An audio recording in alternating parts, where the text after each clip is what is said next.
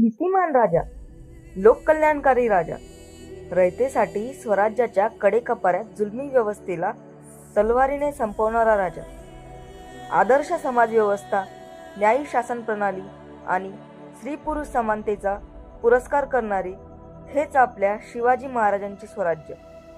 संपूर्ण आयुष्यात जवळपास 400 किल्ले जिंकणारे, पण त्यातल्या एकाही किल्ल्याला स्वतःचे नाव न देणारे अवधाराचा राजा म्हणजेच शिवछत्रपती. सर्व जाती धर्मातील लोकांना स्वराज्यात स्थान देणारा उच्च कोटीचा नीतिमान राजा. अशा या महान राजाला कोटी कोटी प्रणाम.